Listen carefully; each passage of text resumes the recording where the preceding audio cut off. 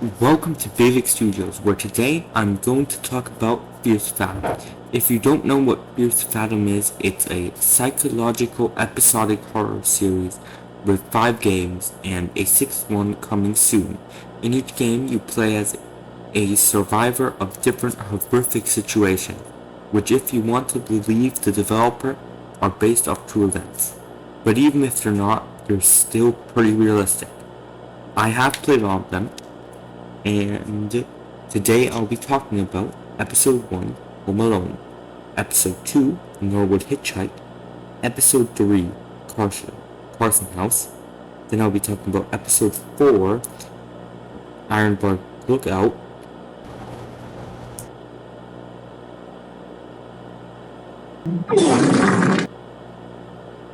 Episode 5, Woodbury Getaway, a few games that are inspired by Fierce Fathom, and finally, the new game that is coming out soon.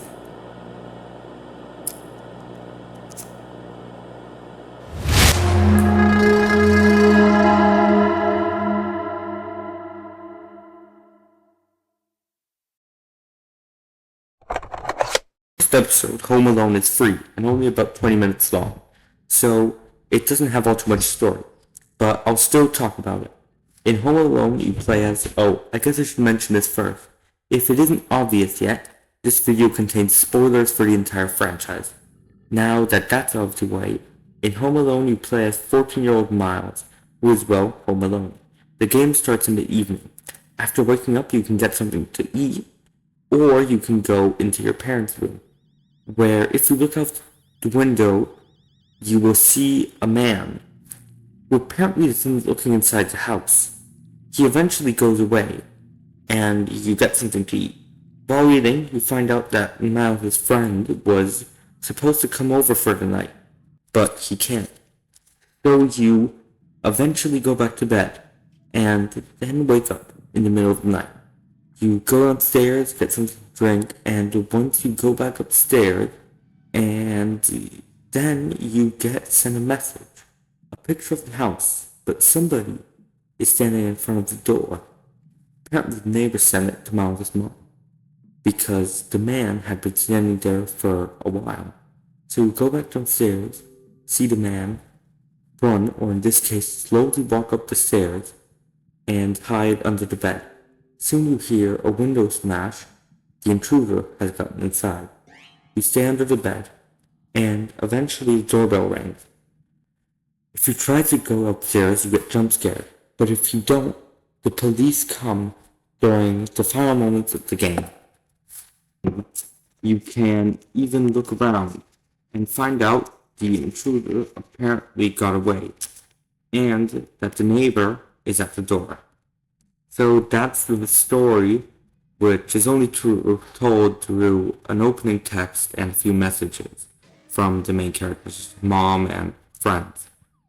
The gameplay of this first episode is not too good, but it doesn't have to be. It's a great introduction for the series, and its premise and tropes. I would only give it about a 6 out of 10, but would still recommend it since it's free, especially because it has a great sound design and a lot of scary moments you can miss. But in my opinion, each entry in the series gets better and better, so let's move on to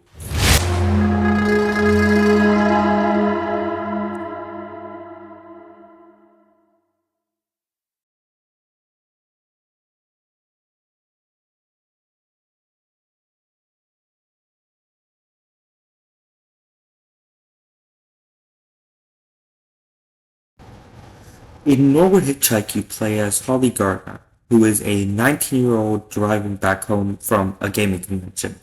Because of traffic, she takes the roads through the forest, which are about twice as long, and eventually you stop at a gas station, where when you go out, the attendant ominously tells you to not pick up hitchhikers. After a while of driving, you come across 2 logs blocking the road. You get back into your car, but it doesn't start up. You get out and realize you are unable to call for help due to there being no signal. Eventually, you get picked up by a man named James who you had met at the gas station prior to this. And this is where my main problem of the game starts to show. There are multiple times, or 2 times in this game, where you have to take all your things from point A to B. Since you can only take 2 things at a time, and you have 6 items to carry, even if you sprint, this takes a while. But after you finish that, you get taken to a motel by James. The manager tells you that Tommy will take care of your car, but also tells you not to wake up other guests. You realize that the phone isn't working while trying to sleep. You see somebody watching you. You get up and for a great drugged cup of coffee, you wake, and once you're back in bed, you wake up again. And if you go to the closet, you get jumped. Eventually, the manager knocks at the door. You try to show him the coffee machine, but it's not there anymore. He tells you to take some medicine that's in your room for some reason. And then you go back and take this. Then you go back to bed and get woken up by a knock at the door. After talking with the man, you don't let him in. He starts kicking down the door, and you hide in the closet. Eventually, the man is able to kick down the door, but the manager comes in and ambushes him. In the outro, you find out that the manager did not call the cops to not negatively affect the motel's reputation, and Holly thinks that the town was home to something more sinister, and opts to never go on road trips ever again. Even though I think this game is scarier than the first one, it doesn't improve as much as some of the later ones. I still think the story is a lot better in this one, but from a gameplay point of view, it's not all too much better than the first, which changes with some of the later ones. I'd give it a 7 out of 10, but this series mostly gets better and better.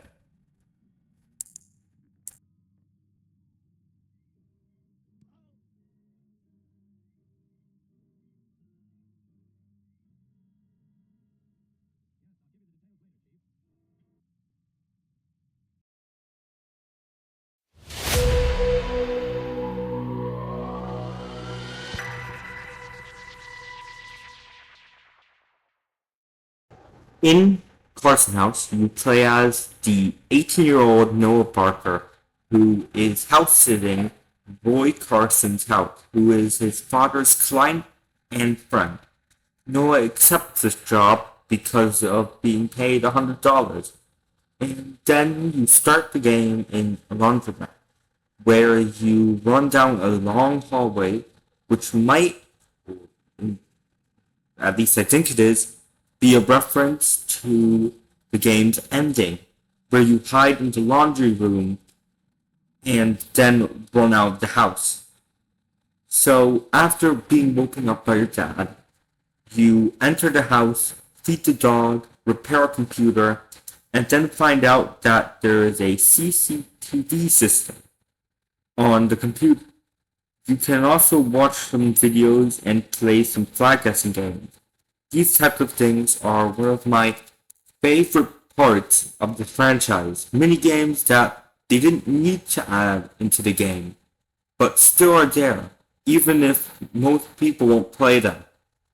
Back in the game, you go back downstairs and watch this weird cooking show called Cooking with Jeffrey. You eventually go to a convenience store where you are told about your ex-girlfriend, Kara. After that, you go back to the house. And after doing some math homework, your friend tells you to look up Roy Carson's divorce. You find out that after Roy broke up with his wife, he has been sent death threats by his wife, who is who's an actress, is fans. After getting pizza and eating it, the doorbell rings again. But this time, nobody's there. It's only a bundle of flowers. After a few hours of homework, the power cuts off. You hear the dog Zeke barking. This is the first moment where Noah, or the player, is in danger, and it's the first time you can get jump scared. If you look behind the garage, you eventually turn the power back on and go back upstairs, but you hear another sound from downstairs. And if you look on the cameras, you can see that the oven is on. And if you look closely, you can see someone walking past the window. And that one of the knives is missing. You go upstairs, turn the oven off, and go back upstairs. A while after that, you see something on the computer screen. There's someone else in the house, and she's slowly walking towards your room. Tell Kara to get out, and she starts kicking down the door, but it's blocked up. So you go into the laundry room and hide. And of course,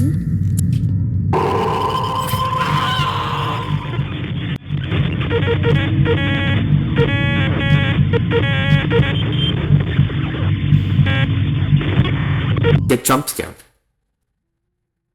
Or, if you're patient,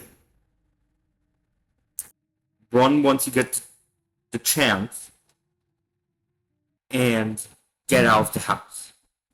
In the epilogue, you find out that Kara was able to escape, but through the evidence that was on the cameras, eventually got caught.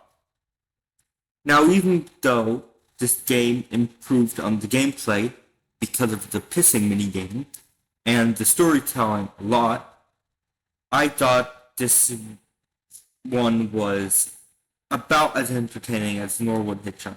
So about a 7 out of 10, maybe slightly better.